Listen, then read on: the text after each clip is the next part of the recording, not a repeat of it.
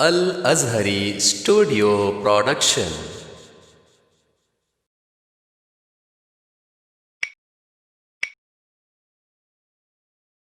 تو عشق رسالت صلی اللہ تعالی علیہ وسلم میں سرشار ہو کر اس محفل پاک کو آگے بڑھایا جا رہا ہے۔ بلا تاخیر عظمت اہل بیت سیمینار کی غرض و غایت اور ابتدائی کلمات کے لیے میں مفکر قوم ملت، مدبر قوم ملت حضرت علامہ مولانا مفتی محمد اختر رضا مجددی مصباحی صاحب قبلہ دامت برکاتہم العالیہ کی بارگاہ میں دست بستہ گزارش کروں گا، خادم الافتاء دارالعلوم مخدومیہ جوگیشوری ممبئی حضرت کی بارگاہ میں عریضہ پیش کروں گا کہ اپنی ابتدائی کلمات سے ہم سامعین کے قلوب کو منور و مجلہ فرمائیں اور اپنے خیالات سے آگاہ فرمائیں۔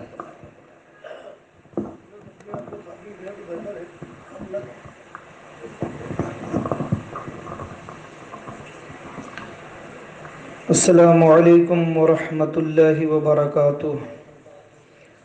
الحمد للہ نحمده ونصلي ونسلم على حبیبہ الکریم، اما بعد فاعوذ باللہ من الشیطان الرجیم، بسم اللہ الرحمن الرحیم۔ انما يريد اللہ لیذہب عنکم الرجس اہل البیت ویطہرکم تطہیرا۔ صدق اللہ مولانا العظیم وصدق رسولہ النبی الامین المعین الکریم، ونحن على ذلك لمن الشاہدین ومن الشاکرین والحمد للہ رب العالمین۔ معزز سامعین کرام، آج مورخہ 29 جولائی 2002 کو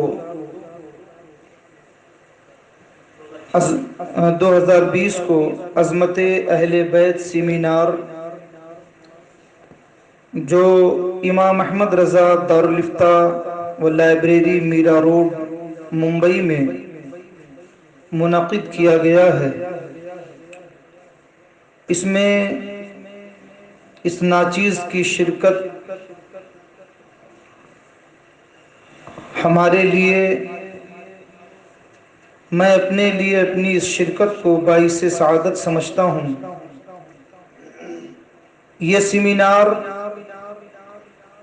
جس میں ممبئی کے علماء اہل سنت اور مفتیان کرام تشریف فرما ہیں، خصوصیت کے ساتھ حضرت علامہ و مولانا مفتی سید شاکر صاحب قبلہ مد ظلہ العالی، حضرت علامہ و مولانا مفتی اکرام الحق صاحب قبلہ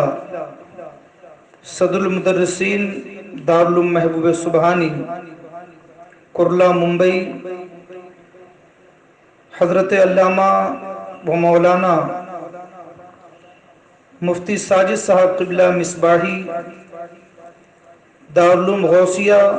کرلا ممبئی، اور حضرت علامہ و مولانا مفتی رئیس اختر صاحب قبلہ مفتی دارالعلوم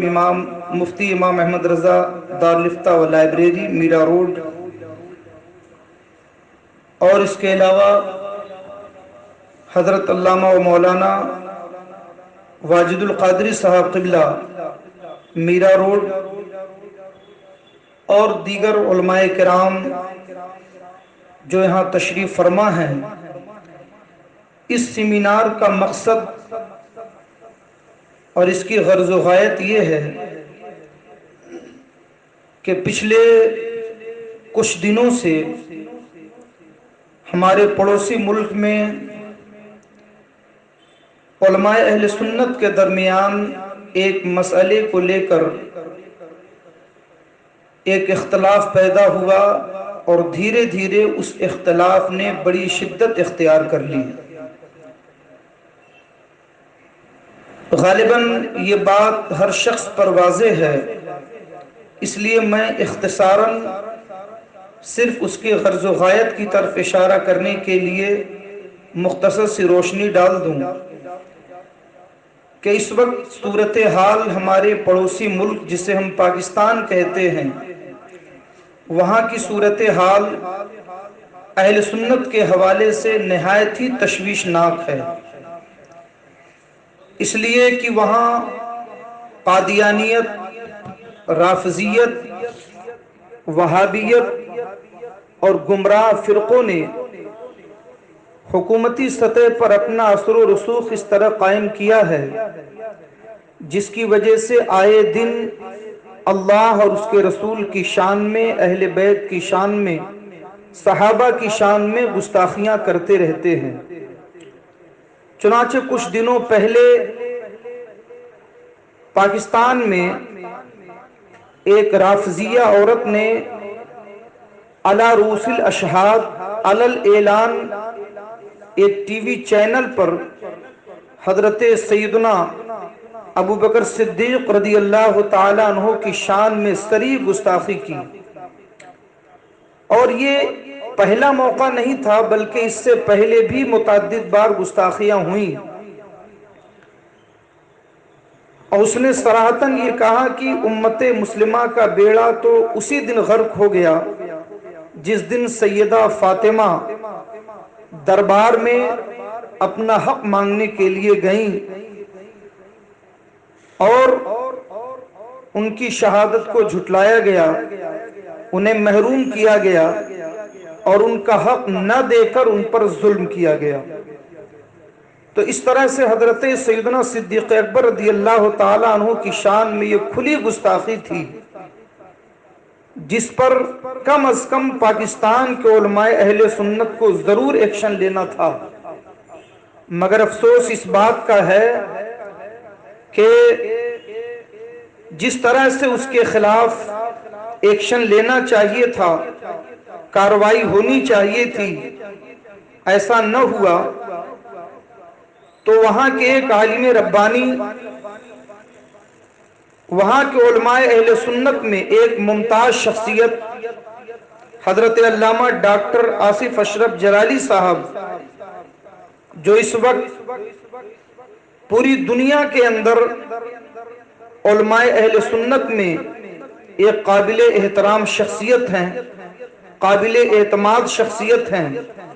جن کی تحریریں، جن کی تقریریں اور جن کی تحریکوں نے خاص طور پہ پاکستان کے اندر اہل سنت و جماعت کا بڑا عظیم کارنامہ انجام دیا، اور خاص طور پر تمام باطل فرقوں سے نبرد آزمائی کے لیے اور ان کا رد کرنے کے لیے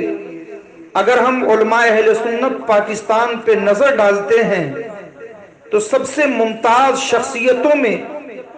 جو شخصیت ہمیں نمایاں نظر آتی ہے وہ ڈاکٹر آصف اشرف جلالی صاحب کی ہے۔ انہوں نے اپنی پوری زندگی اب تک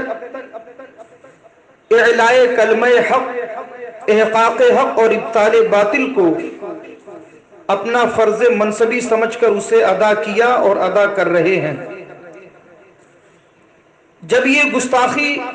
ڈاکٹر صاحب کے سامنے آئی تو انہوں نے اس سلسلے میں علماء اہل سنت کے ایک بڑے پروگرام میں اس کا رد بلیغ کیا، اور اس میں آپ نے صرف اس رافضیہ کو نہیں بلکہ اس طریقے کا خیال رکھنے والے جو وقتاً فوقتاً واقع فدق کو لے کر کے صحابہ کرام بالخصوص خلیفہ اول امیر المومنین حضرت سیدنا صدیق اکبر پر تان و تشنیع کرتے رہتے ہیں، ان لوگوں کو آپ نے دندان شکن جواب دیا، اور اسی جواب میں آپ نے ایک جملہ یہ استعمال کیا تھا جو عام حالات میں استعمال نہیں کیا جاتا اور اس کی ضرورت بھی نہیں پڑتی، مگر کسی سوال کے جواب میں، کسی عمل کے رد عمل میں کوئی بات ہوتی ہے تو اس کو اسی کے تناظر میں دیکھا جاتا ہے۔ چنانچہ ڈاکٹر آصف اشرف جلالی صاحب نے اس موقف کی وضاحت کی، اور یہ سمجھنے کی ضرورت ہے کہ رافضیوں کا یہ الزام حضرت صدیق اکبر پہ ہے کہ حضرت سیدہ فاطمہ طیبہ طاہرہ رضی اللہ تعالی عنہا کو ان کا حق نہیں دیا گیا اور بارگاہ صدیقی میں ان پر ظلم ہوا معاذ اللہ، تو اب ضرورت پڑ گئی تھی کہ عین واقعہ کو بیان کر کے اور یہ ثابت کیا جائے کہ حضرت صدیق اکبر رضی اللہ تعالی عنہ اپنے موقف میں بالکل حق بجانب تھے۔ جب یہ چیز سامنے آئے گی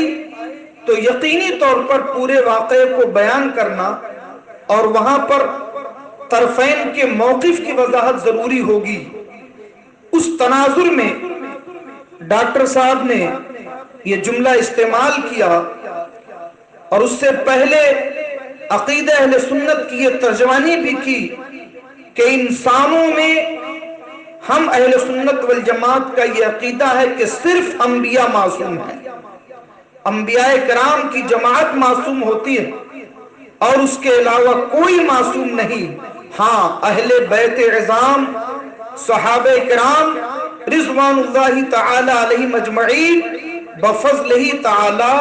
گناہوں سے محفوظ ہوتے ہیں، اور یقیناً یہ قطعی اجماعی عقیدہ ہے جو صحابہ کرام سے لے کر آج تک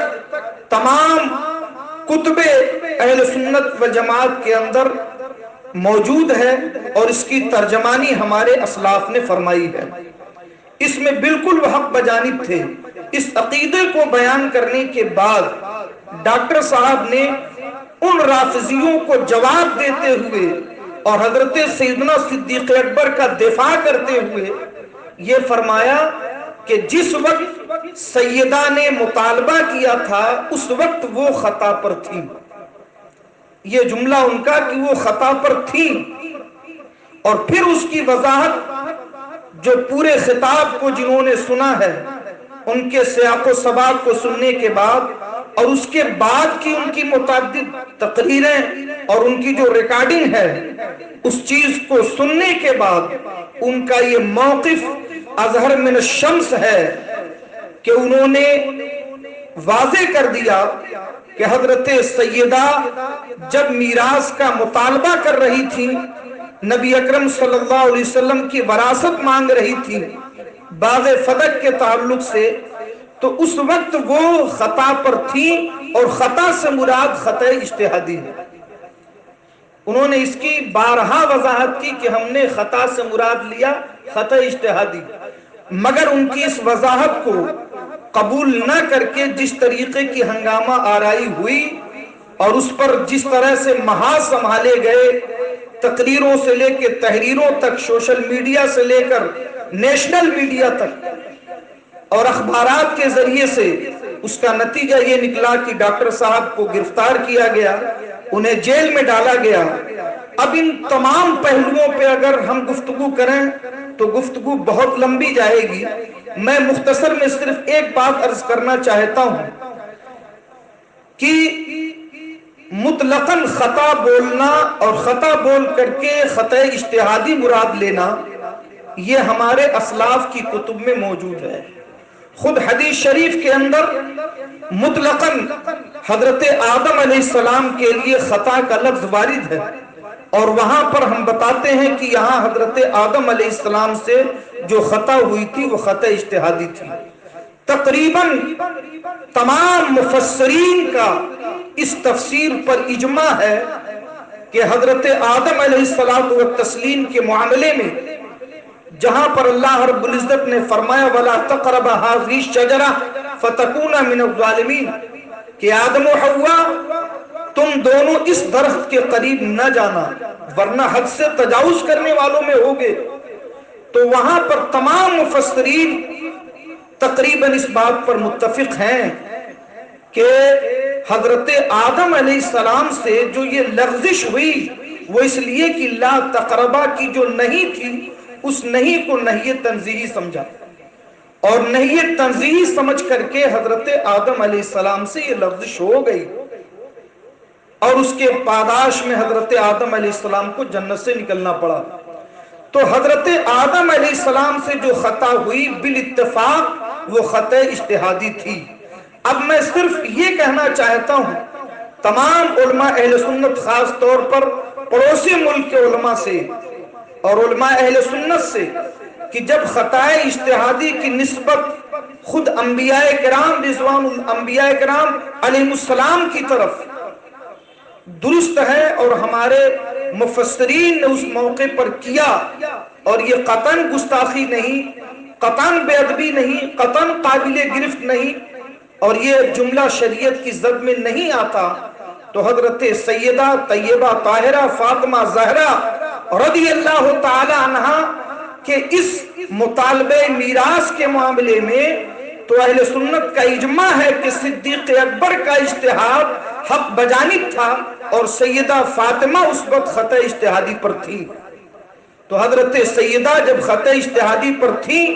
اور قائل اپنی مراد خود جانتا ہے، وہ اس کی وضاحت کر رہا ہے کہ حضرت سیدہ کی طرف جو خطا کی نسبت کی اس سے مراد خطا اجتہادی ہے، تو میں تصویر کے دو رخ سامنے رکھنا چاہتا ہوں کہ اب جب خطا اجتہادی معصومین کے لیے بھی جائز ہے، جہاں پر اس کا موقع آئے اسے بولا جا سکتا ہے، تو پھر جو محفوظ عن الخطا ہیں اگر ان کے لیے اسے گستاخی قرار دیا جائے اور اس کو بے ادبی قرار دیا جائے، قابل سزا قرار دیا جائے، تو کہیں ایسا تو نہیں کہ ہمارا عمل اور ہمارا یہ معاملہ حضرت سیدہ فاطمہ زہرا کی عظمت و محبت کا یہ جو معاملہ اور یہ جو رنگ ہم دکھا رہے ہیں، کہیں ایسا تو نہیں کہ یہ در پردہ رافضیت کے عقیدے کو تقویت دے رہا ہے، کیونکہ رافضیوں کا یہ عقیدہ ہے کہ جو اہل بیت ہیں ان کی عصمت انبیاء کی عصمت سے بڑھ کے، رافضیوں کا یہ عقیدہ ہے کہ اہل بیت کا معاملہ انبیاء کرام سے بھی زیادہ افضل ہے۔ تو اگر ہم اس ضد پر قائم رہیں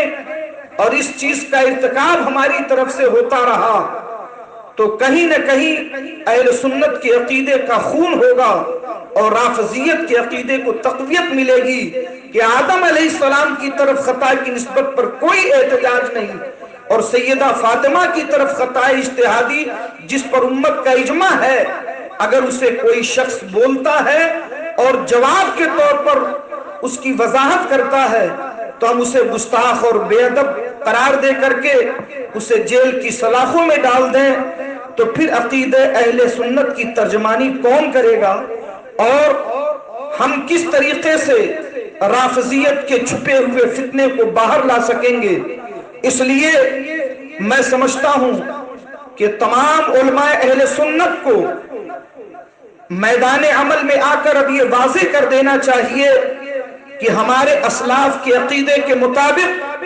بلا شبہ حضرت سیدنا صدیق اکبر رضی اللہ تعالی عنہ کا جو موقف ہے وہ بالکل درست اور حق بجانب ہے۔ اس لیے کہ اگر رافضیوں کا یہ اعتراض ہے کہ حضرت صدیق اکبر نے حق نہ دے کے ظلم کیا، تو وہی معاملہ تو حضرت عمر نے بھی کیا، وہی معاملہ حضرت عثمان نے بھی کیا۔ چلیے اگر ان تینوں نے معاذ اللہ ظلم کیا تھا تو جب حضرت مولا علی خلیفہ بنے تو انہیں باغ فدق بطور وراثت اہل بیت کی ملکیت میں دینا چاہیے تھا،